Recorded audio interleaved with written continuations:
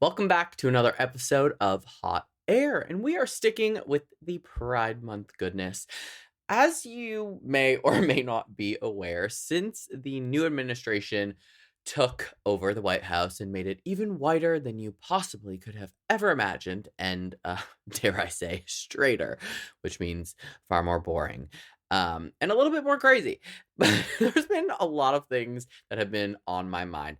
A lot of questions I have in regard to executive orders, marriage equality. I'm like, are they just going to overturn gay marriage? I am not very educated when it comes to the legalities of the government system. That's probably not even a sentence that is proper English. So I thought I would call in for some reinforcement. And I'm joined today by my very smart friend, and we are going to get into the legalities of it all. Marriage equality, DEI, trans rights, the friggin' rollbacks of trans rights, HIV and AIDS research, just all the things that we're seeing stripped away from us and how that can even be possible. It blows my mind. So let's hit it.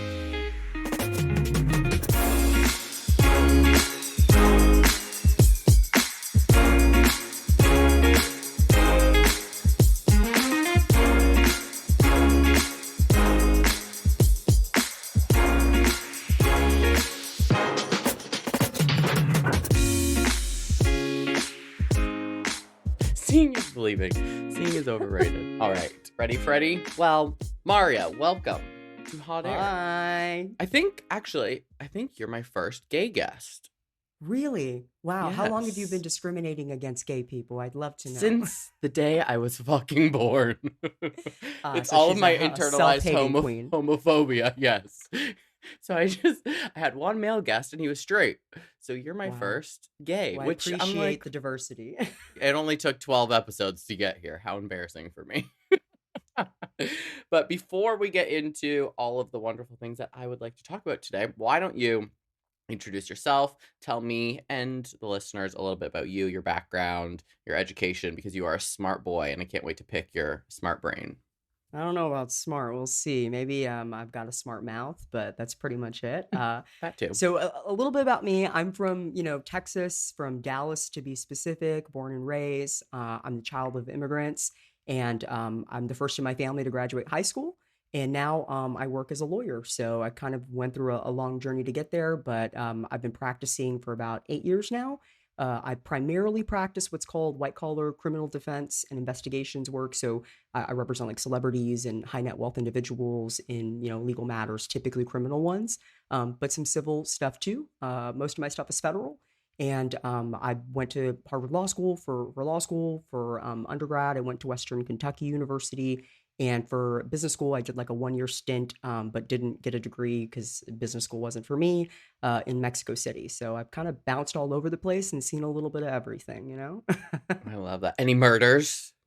No, I did do some volunteer work at a public defender's office, and there were two clients that were, accused of murder. So that was different. Most of my stuff is nonviolent, but every now and then I will, step into something like that. So it's interesting. It's different. Yeah.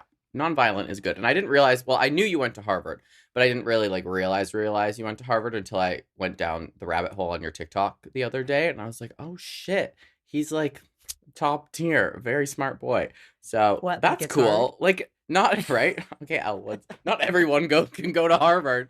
I'm God, kidding, I I'm mean, kidding. I always think about that and I'm like, I didn't even go to school after high school. I left and I was like, no more. I can't do anymore. And anyone who goes to school, let alone like Harvard, I'm like, get on with your Oh, bad I don't self. blame you one bit. Like I said, I'm the first in my family to take that path, and it's not for everybody. So That's I so cool. respect whatever you're doing, as long as you're passionate and happy with it. Well, thank you for your support. All right. So the meat of the topic today, we're gonna get into, obviously there's a lot going on politically, but that aside, I've been really nervous lately about just gay marriage being overturned or some wild turn of events. And then I tried to kind of put that on the back burner in my brain for a little bit. And then seeing, trans rights being taken away and all of these executive orders that kind of trickle down. Some of them directly affect the LGBTQ plus community, and some I don't think we're quite aware of how much they're going to affect us just yet. So I kind of wanted to just start out with the threat to gay marriage, because I am married to a man and my green card is reliant upon that marriage staying valid for a certain period of time. And, with ICE coming through San Diego and LA and all the riots and things that are happening right now, protests turning into riots, I'm like, is ICE going to like show up at my door and be like, nope, no more green card? Or like, those things go through my head when I'm trying to sleep at night. But so this week I was listening to a podcast, and I keep trying to pronounce this correctly. Obergefell v. Hodges. For some reason I want to Yeah. be really German with it and like say Obergefell crazy, but I was listening a little bit to that, and that was the Supreme Court case that allowed us in 2015, I believe, to get married, same sex couples. So after listening to that, they brought up a really good point that although we can marry in the country as a whole, we don't get the same marriage equality when it comes to people not allowing us to have cakes from their store, or maybe a photographer doesn't want to work with us, or a venue doesn't want to work with us based on the fact that we are a same sex couple. So I found that really interesting. And then that's when my wheels started turning, and I was like, how easy would this be to overturn? And we never thought that Roe v. Wade would kind of flip the script on us. So like comparing Roe v. Wade to Obergefell v. Hodges, like what is the likelihood of something like that happening to Obergefell v. Hodges, the right for us to marry? Yeah, that is such a great question, and I feel you as somebody who's also married. And I want to emphasize one thing before we talk about this. A lot of people refer to it as marriage equality, and I like that framing because the reality is that Obergefell held that you couldn't discriminate against LGBT people who wanted to get married as well. So it wasn't about creating a separate right. We're not a separate right. It was about treating everybody equally, which I think most Americans agree with. And so I just want to emphasize that. But your Hmm. fear is a total real one, right? We have all sorts of things changing today. But like Obergefell is the Supreme Court precedent, and you're 100% right. Like we've seen that happen before with Dobbs v. Jackson's Women Health and how that turned out. So the fears is totally not something absurd. It's just a very complex one to get to. And so for that to happen, there are definitely a few steps that need to take place, but there is some kind of foreshadowing happening that we should be concerned about, frankly. And so I'm glad you're talking about this. I hope your listeners are really interested in this topic because it's funny. Once we achieve that as like a movement for the LGBT folks, I feel like all the momentum stopped. And it's funny that people would stop because there's still so many other rights that we don't have Right. full access to. And even this, like you mentioned, right? Like it's got these holes in it. You can deny people service for a cake for their wedding. You don't have to build them a website. It'd be shocking to go through that experience as a person despite having that right. So your fear is a valid one. And what would that look like? It would look just like Dobbs, basically, but there are a few extra steps. So it's kind of easier to understand how it would happen by understanding how we got there because you can see those steps and then you basically reverse engineer them. So a Hmm. while back, we had this big, statute in the US that was passed by Congress, the federal level, and it was called the Defense of Marriage Act, or DOMA is what people called to it. Did you ever hear Hmm. about that law Hmm. back in the day? Yeah, right. So it said you couldn't recognize LGBT, marriage equality on a federal level at all. So there was a lawsuit went all the way to the Supreme Court called United States versus Windsor, and that invalidated that law. And once that happened, it went back to the states, right? Similar to what happened with Dobbs, right? So we lost Roe v. Wade, and it goes back to the states. But at the time, obviously, there were a lot of states who still had their own bans, whether that was a law or their constitution for the state, because states have their own constitutions. There were these different kind of patchworks throughout, the nation. And that stayed that way for a while until Obergefell happened. And Obergefell said, now it doesn't really matter what state you're in, you cannot discriminate and prohibit people from entering marriage no matter what state it is in. And that opened it nationwide. All right. So Right. there's a few different steps. Do you remember Kim Davis, the woman with the really bad roots, really angry looking? She was a law clerk in Kentucky. Did you ever hear I about don't her? know. No. So she Not was bad this, roots. yeah, a girl. It was bad. Uh, but basically, she was this clerk who worked at the county office, and she said, "I'm not going to, recognize any LGBT marriages, even after Obergefell, even after the Supreme Court said you have to follow this law." She said, "No, I'm going to do the illegal thing. I'm going to break the law." And to this day, literally a decade later, she's still back in court because she's been refusing people licenses. Oh And God. so that's the kind of thing that would eventually go up to the Supreme Court. It's those kinds of cases. And what she's arguing is like it's against my religious belief. And then you have these two rights conflicting. You have the marriage equality, and you've also got somebody's religious expression, right? And so you would have to reverse Obergefell, but that wouldn't be it. It would be just like Dobbs, right? Like it would be returned to the states. And then Mm-hmm. some of those states, similar to what we saw with Dobbs, with Roe v. Wade, is some of these states have, laws on the books that have never actually been formally repealed. But because of Obergefell, they're basically invalid. They're unconstitutional. So those would suddenly wake up, just like we saw these, anti-abortion laws that woke up from like 1848. All of a sudden, we would have these bans in some of these states that would revive. But we do have like a small wrinkle here, which is something new. 2022, we passed at a federal level, the Respect for Marriage Act. And so the Respect for Marriage Act says that if one state gives somebody a lawful marriage, this other state has to recognize it, but it Okay. gives exceptions for religious things. Okay. So it does say, like, nonprofits that are religious affiliated, they don't have to actually perform those ceremonies, but you can't prohibit somebody from accessing that governmental certificate, right? And so what you would do is you'd return to the states, but the Respect for Marriage Act would federally say, if you get married in one state, you have to recognize it in another. And that would mean that everyone would go to those states like California or Massachusetts, where it was legal back when it was a state's issue, right? Right. And so you would also need to get rid of that. They would either need to repeal it, or there would need to be some court challenge to it to say that's unconstitutional. And it would basically be like a reverse Windsor. So it's a lot of steps to get there, but it is absolutely as plausible as Roe v. Wade is. So Right. I would it's a realistic fear. Great. That Yeah. that sounds fun and positive, and I just can't wait. So I always wonder, because I don't know a lot about United States law or government, because I grew up in Canada, and I And you're also don't gay. even remember, and I'm a homosexual. So, and up until recently, I didn't give a shit. Now I definitely am trying to learn and care. But what is preventing President Trump from just being like, you know what, I'm going to sign an executive order that just completely, erases like Obergefell v. what is it, Hodges? Like, is that a thing that can be done and then it just happens? Like, does he have that ability, that power, as he's been signing all of these random executive orders? Is that a thing? He could. He absolutely could. But would it have legal effect? No. Executive orders, you can't change the law. The executive enforces the laws as the legislator kind of passes them. So they write them, and then the executive carries them out. What this entire presidency has tested is the ability for the executive branch to just not enforce, or to overly enforce certain laws, or enforce them in a different way.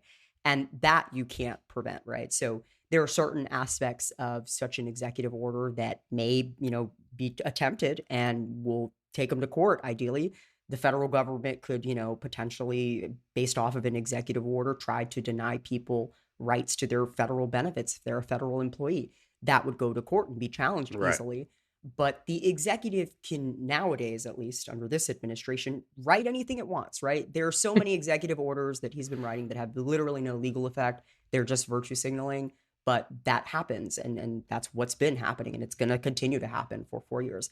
But would it have legal effect? No, absolutely not. The president can't Interesting. unilaterally override the Supreme Court. They can Right. choose, again, not to enforce parts of it. That's it. And then, so if, let's say, he did do an executive order like that, it would still have to go through the same process to reverse it, even if he didn't do some sort of executive order. It would still have to go through the chain of command and through all the different courts and whatnot. Yeah, you would challenge it, and it would be held invalid. A court would say this isn't, constitutional. We have this entire framework. We have Obergefell in the way. We've got the Respect for Marriage Act. We've got no more Windsor in place. So the states also have their own rights. You can't do this on a federal level and just invalidate marriage, because, that's the same path it took to get to where it is now, right? It went up to the Supreme Right. Court, so it would have to do the same thing. But it Okay. would not be the kind of challenge that would suddenly result in, marriage Like an equality going overnight away. change. Right. No, Okay. it Well, couldn't. that's good to know. So, okay. Yeah, Green card. there would be Still warning valid. signs. Yes. Okay. Got it. Are there any warning signs? Is there anything that you're aware of as an attorney? Because I'm sure you see and hear a lot of things that I am and a lot of us are probably unaware of. Is there any whispers or anything? You're 100% right. That there are definitely some whispers. If I had a sound effects pack, I'd be sounding an alarm right now, just going crazy. There are so many signs. And Dobbs, the Roe v. Wade kind of repealed a case that made it unconstitutional and returned it back to the states. That case had a really interesting, what I'll call it, concurrence, which means that one of the justices said, like, I agree with what this court is doing, based off the votes of the majority. But I also want to write my own little separate note here so people can listen to me, because everybody loves, listening to themselves. So in that little concurring opinion, Justice Clarence Thomas, he's Mm-hmm. one of the older justices. He wrote his own concurring opinion, and it's so meta. Okay, it's V meta, because he is calling for overturning precedent, specifically Obergefell, in an opinion that was overturning precedent, which was Dobbs and Roe Right. v. Wade. So it's a serious concern, and he's quoting himself the entire time. Just so you know, in his entire Right. opinion, he just goes back and quotes himself from dissents, from old opinions that he's had. And as silly and insane as that looks, it's also, again, very meta, because he was once a dissent. And now he got his way, right? He's now in the majority. He's overturning Roe v. Wade. And so while that may be laughable, at some point that could become the majority, and that's horrifying. He Right. goes into this opinion, and let me tell you. So you kind of need to understand a little bit about the law, and I'll try not to bore you too much, but basically there are two types of due process. Due process is like your fundamental constitutional right, right? It's guaranteed by the 5th and 14th Amendment, and it says that you have to be given due process before deprived of life, liberty, or property, okay? And the way courts have interpreted that is that there are really two kinds. There's one, which is procedural due process. And that means you need to have the right, steps in place for somebody to go through a legal process. You can't say, oh, you have 1 day to answer something that, would take an average person like 20 days to write. So Right. there are certain things you have to promise people. The process has to go this way. They have to know what they're being accused of in the criminal world, things like that, right? But there's a second kind of due process that's substantive due process. And that means no matter what process you give somebody, it doesn't matter. You can't rob them of that right. It's kind of like some people would say that there are certain fundamental rights that are just inherent to us. Like, we wouldn't allow the government to take away from us at all, no matter what kind of procedure they give them. And what both Dobbs and Obergefell have in common is that they're both based in the second type of due process. They say that privacy that a woman has to make decisions over her body in Roe v. Wade, that's what that basis was right there. It was substantive due process. And Obergefell said the same thing. There's something inherent, something you've spent your entire life with somebody. We all deserve that opportunity to be with our loved one in the hospital room. And so that human component of it is entirely stripped away in Justice Thomas's concurrence. He says that second kind of due process shouldn't exist. Absolutely. You should Mm-hmm. be able to implement any procedure you want. You could take away anything. So that means he wants to be able to take away your life, your liberty, any property that you own, as long as they give you a fair process. That's really all that matters, is that procedural part, according to him. And if the legislator passes a law that says you can be put to death because of, XYZ thing for littering, it doesn't matter, as long as we gave you a hearing and we convicted you, you're good to go. And so he doesn't want that. And he names all of these cases that he says that the court should reconsider in the future. And, he's just one justice, so his opinion doesn't really have any legal effect. But like I mentioned, one day he could be quoting himself, and it could be valid at that point if the majority gets strong enough. But he calls out cases like Griswold, which is a Supreme Court case that made access to contraception, not, you couldn't ban it. It, made that unconstitutional. Same thing Mm-hmm. with Lawrence v. Texas, private consensual acts between adults, and Obergefell, marriage equality. But the funny thing, and I have to point this out every time, is that he leaves one case out. And that case is called Loving v. Virginia. That case made interracial marriages legal. You Right. couldn't ban it. Right. I I thought wonder that's where you're going. why he would leave Mm-hmm. that one out. The man that's Right. in an interracial marriage himself doesn't want that one case that is So entirely a odd. substantive due process case, He doesn't want it reconsidered. It is odd. Oh, good Lord. Well, I understood about 43% of what you just said, but when I go back and edit, hopefully I'll absorb the rest of it. But I feel like a lot of, like, there's this very blurred line of church and state within all of this, because a lot of it has to do with, if my husband is sick in the hospital, now I can luckily go to the hospital with him because we have marriage equality. This may not make sense. It makes sense in my brain. But then when people are so up in arms about it because they're like, really religious and they don't want us to have, marriage equality, then it's like, but some of us are just doing it so we can life insurance or medical insurance or, things, sharing a home together, taxes, like those are all like state level things. You know what I'm saying? Does that make sense? But then Yeah, people yeah. that are religious are just preventing us from experiencing the rights that are not just putting a ring on a finger and not just having a wedding and whatnot. So is that not like a wildly blurred line between church and state when it comes to this marriage equality issue? I I probably think didn't you're say that very 100% eloquently, right. but No, but I I think you think get you're what I'm getting at a saying. valid point. Yeah, no, exactly right. And I think what I would say to those people is you need to recognize that the logic there is flawed because you're saying I can impose my religion on other people. My religion says no, anything besides a man and woman in a marriage is not lawful. But the only reason you're getting to push that on everyone else is because you believe that you're in the majority. Now, let's say a Muslim group comes into the majority and they suddenly come into power. You're saying you're fine with their religion being pushed on you. And if your answer is no, then that contradiction means that you only believe that your religion should be imposed on everyone else. And that's Right. not in the Constitution, right? So, unless you're okay with the other people's religion being forced upon you when the time comes that you're not in the majority, you should be as upset about this as everyone else because the problem is that if you're not lining up with that person's religion that's in power, you're going to be deprived of fundamental rights like paying your taxes, like you said, seeing your loved one in the hospital. And there is a difference between these two things. Their mistake is blurring the two together and saying the Right. marriage certificate I get is the same as my marriage religion. No, it's not. If you believe in a Right. higher being, that piece of paper means nothing. Are you religious? It's complicated. I would say I am agnostic. I believe in a higher being. My views Mm-hmm. tend to be somewhat Christian aligned at times, but I also studied in a Buddhist temple for 3 years from when I was 14 to 17. And I think that religion is really beautiful. It has a lot of good tenets about finding like self happiness. And if you get your own stuff right and you get your life together, then you help everyone else basically by finding Right. that inner happiness. And I like that because like to your point earlier, I don't like judging other people. I don't like attacking other people and trying to force them to take on my views. That part really disturbs me. But do I believe in a God? Absolutely. I've seen too many ugly things in this world to not believe that in the times that got me through it, that there wasn't something there pushing me. Right. So, Right. what about you? I didn't, what about me? I've gone through a bunch of different religions. In grade 7, I used to be really religious. I used to bring my Bible to school, but I went to public school and I used to go to church with my music teacher. And shockingly, I used to be like, nobody can swear around me. I like swear words. No, you're bad. You're a sinner. And now every other word out of my mouth is a fucking swear word.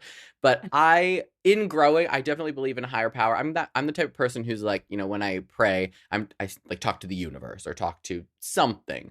But I definitely, I don't go to church. I'm not really wrapped up in, although I was baptized, but I do believe in a higher power. I just always think about how many religions there are and how many different gods there are and how many different systems of belief, and people that are so hung up on theirs being right and being the only one always blows my mind. And I'm like, if you want to believe in Jesus and you want to believe in the Bible and that type of God, go for it.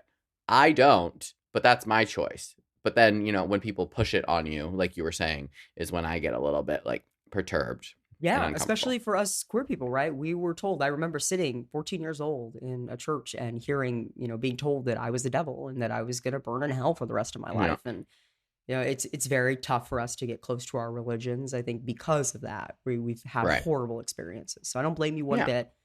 It's a journey, it's a process. And not to mention, the religious folk who come to Pride with their signs saying that we're all going to burn in hell. That's really nice. That's what a real Yeah. Christian would do, don't you think?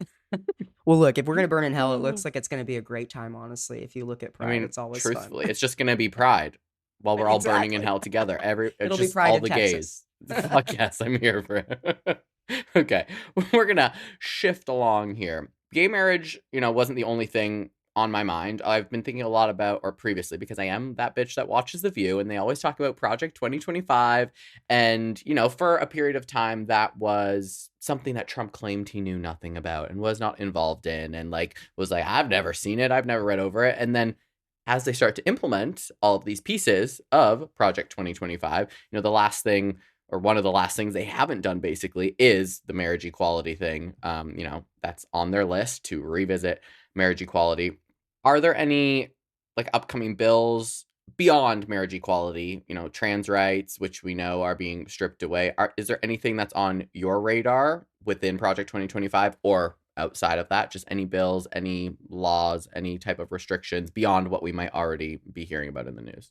This is a great question. Like I said earlier, I think there are so many other rights that we should be concerned about on top of the marriage part. So great question.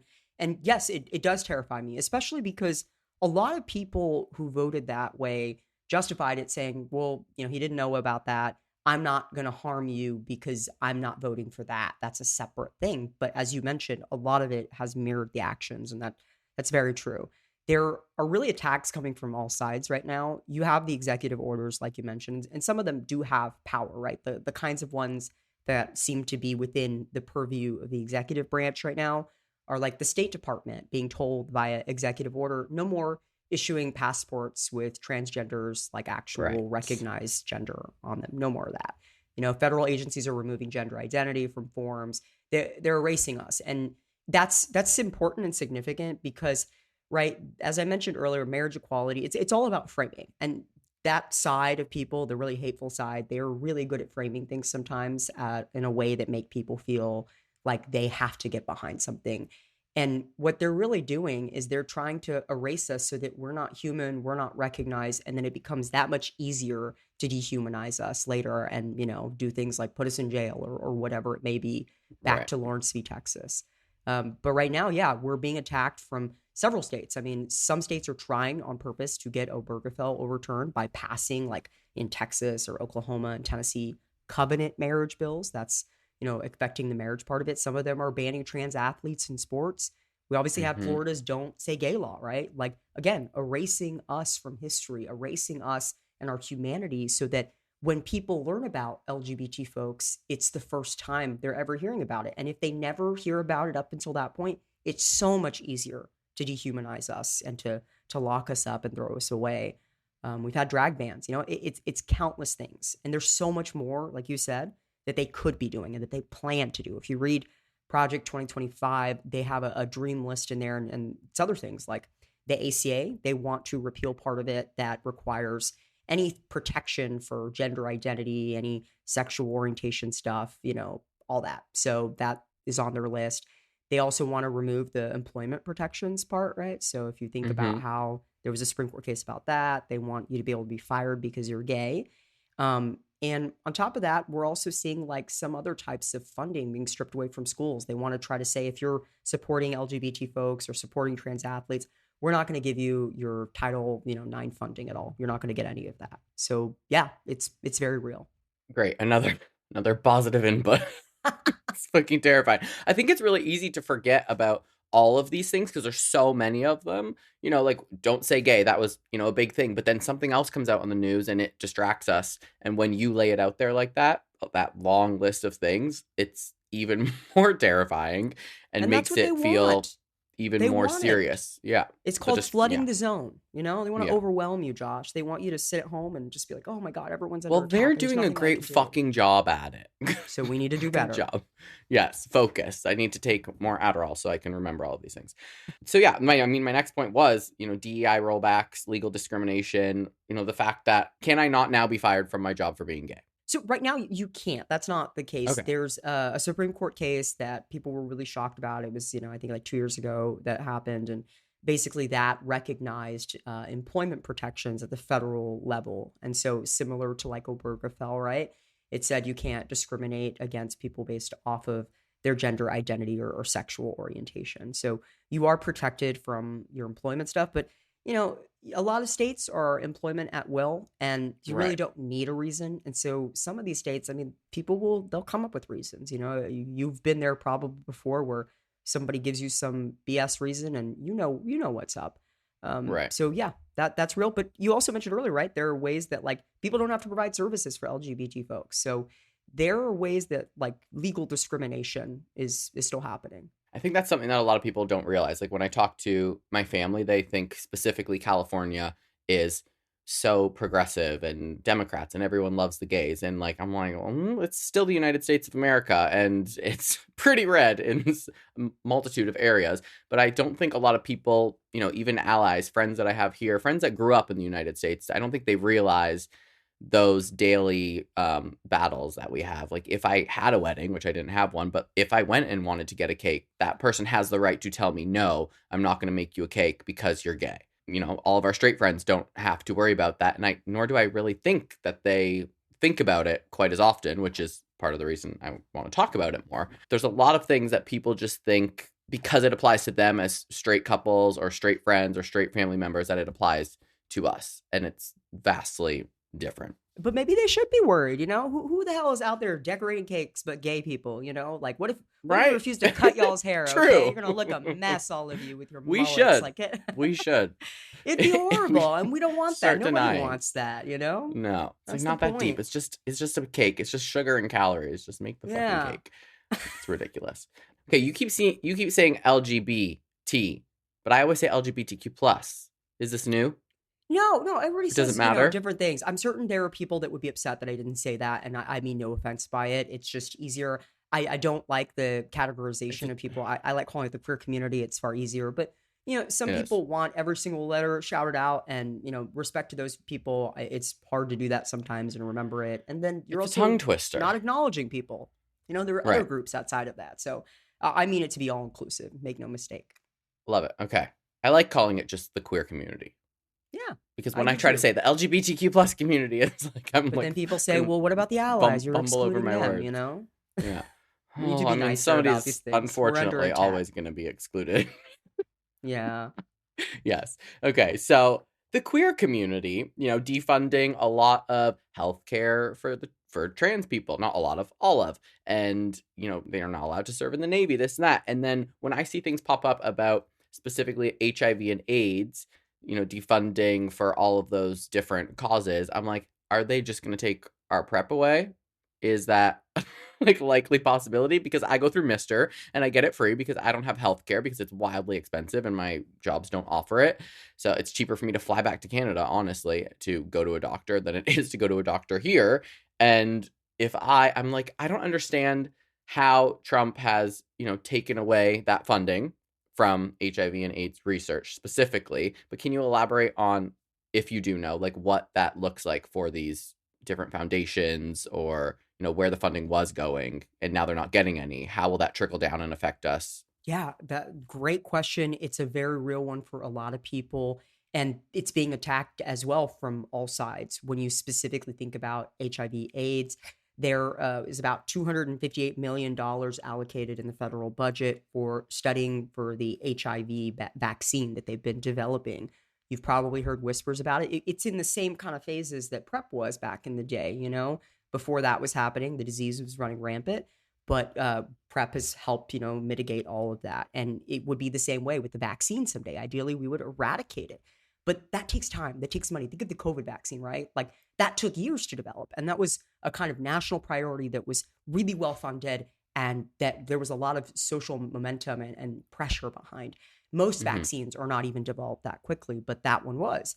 And so this vaccine, having all that research pulled, means that that vaccine will probably never, materialize, especially not anytime in the future. That means people who had, been studying for their PhDs in microbiology or virology, they probably had their funding for their projects pulled.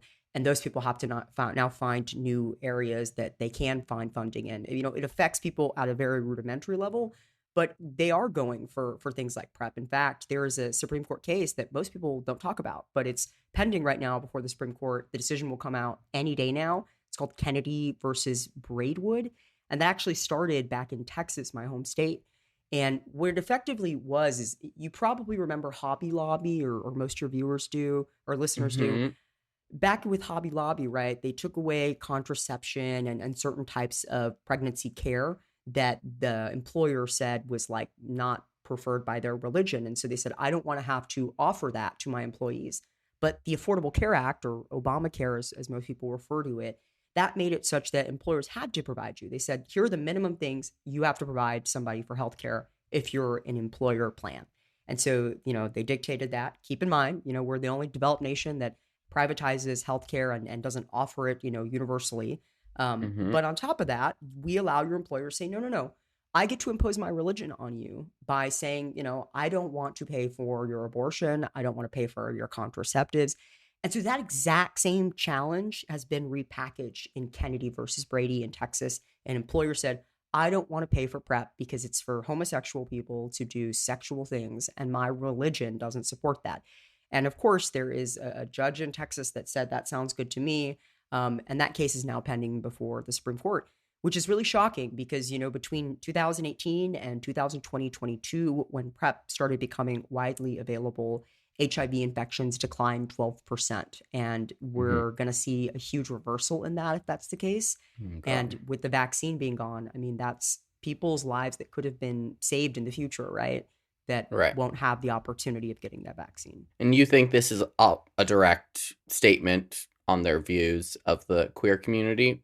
They're not doing it because they're trying to Absolutely. cut budget. They're doing it because they don't like us. No, it's the same reason that they did the abortion thing, right? They don't want to provide contraceptives. It's about imposing your religion on somebody else, as I mentioned, Right. right? Think about the next religion. They say, well, I believe that when you and this is true for some religions. Like I believe Jehovah's Witnesses are like this, that if your body is, subject to cancer or something, that you shouldn't be treated because that's what God's plan is. So if somebody like that came into power, and they got to impose their religion, would you be okay with that? If your daughter Right. was dying, your son was dying with cancer, and the doctor said, I can't give them chemo because we now live in a society where the majority has voted that you don't get to do that because it's God's plan. That person was meant to die. Your child was meant to die. That would be Right. such a dark place to live in, but that's effectively what they're doing here. They're attacking it Right. so that people don't have to provide that. And I'm sure if that did happen, everyone who is, would not be very happy about that if the tables were turned. And I mean, Exactly. maybe we should turn the tables on them and give them a little taste of their own medicine. I mean, that's what people need to think about long term. Treat others the way you want to be treated. Tale as old as time. Okay. I'm going to kind of like rewind real quick back to the very top. Is there anything that same sex couples can do now to protect their marriage and their right to be married? Is there Yeah. anything like in preparation should the whole world blow up? Is there something that they can do? Yeah. So obviously, I have to give a caveat. I can't give anybody legal advice. They should always take their own lawyer's legal advice or seek out legal Yes, help. But, I can though.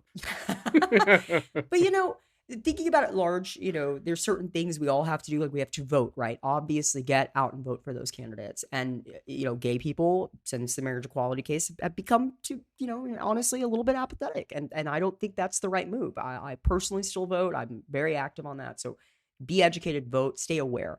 There will be warning signs. Do they need to do things right now necessarily? That's up to them.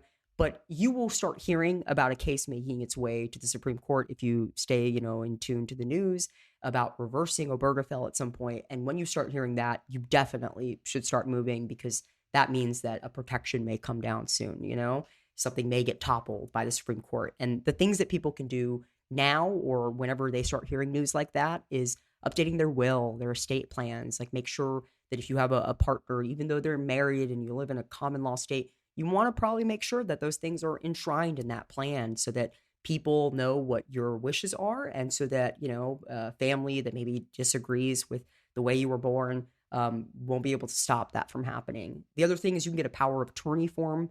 It depends on certain states. They have different ways of doing it, but somebody, can sign something to basically allow that person into the hospital room should that person, become incapacitated and marriage no longer be acknowledged by that state, and updating your beneficiaries too on your life insurance policy, things like that, to again make sure that your husband or wife gets what you think that they deserve. And Right. the last thing you can do is get involved, right? So there is going to be a No Kings protest on June 14th nationwide. There's going to be several in San Diego where we live.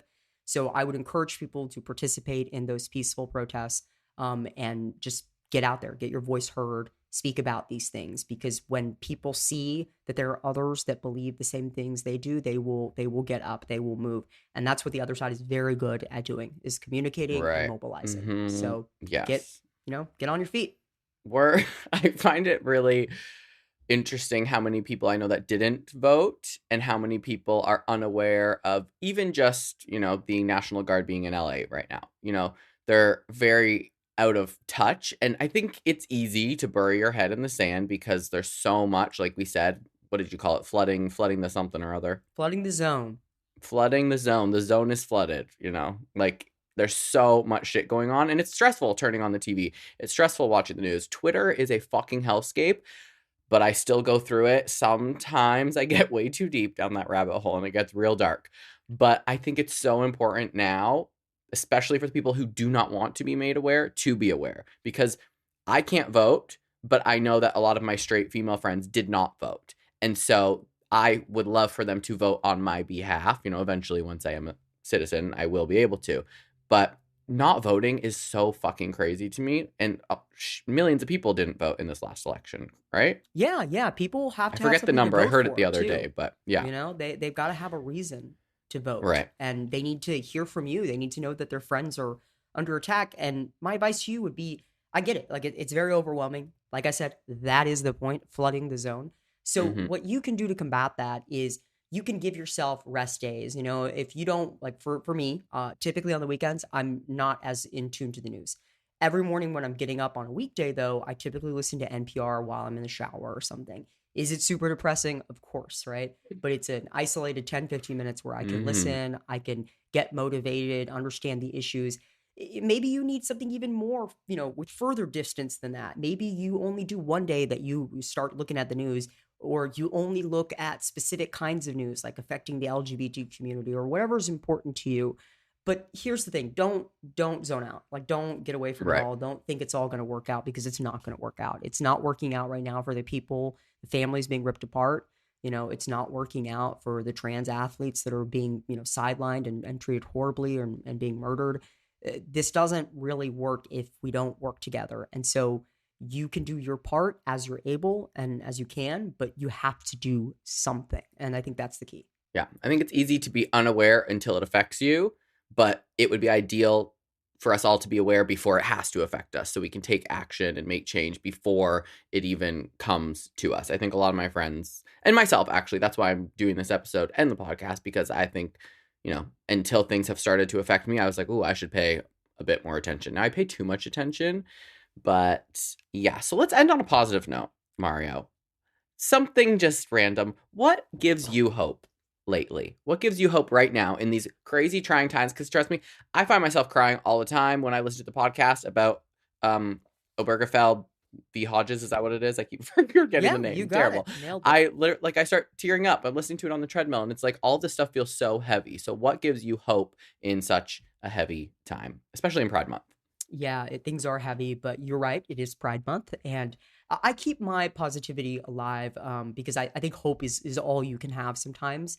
But it has gotten me, like, right through those really dark places. That's the reason I believe in a higher being personally.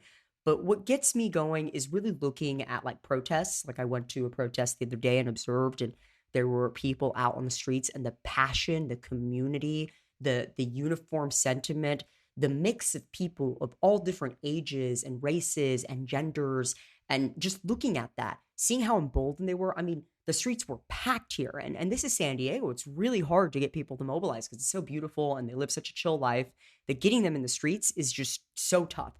But watching the passion and the people go and fight, and it just is incredible. And that's what gives me hope. Seeing opportunities like this on this podcast where we're talking about these issues and approaching them, that gives me hope. Seeing other people talking about those issues, knowing that I'm not alone in that belief, and that we will make it past this. We will, but it's going to take work, because what they've been doing, Mm-hmm. they've been planning this stuff for years, right? Yeah. Justice Thomas wrote that years ago, that concurring opinion, and he was citing his dissent opinions from decades before. And so people need to realize it's a long game. We didn't get here quickly. And so it's going to be a long game to protect this stuff. And it's going to always be going. Yes, you get your moments of rest.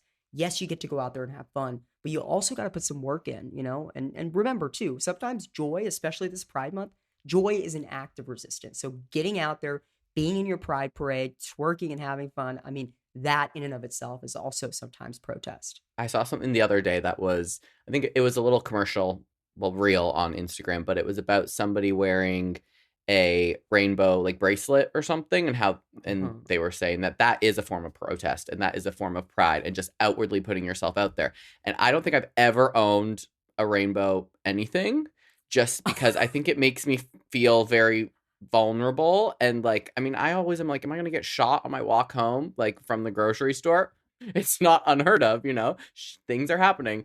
But after I saw that, I was like, it is a protest. You're like expressing that you are here, you're here to stay, and you're going to be a part of the fight. And now I'm just going to go by rainbow everything.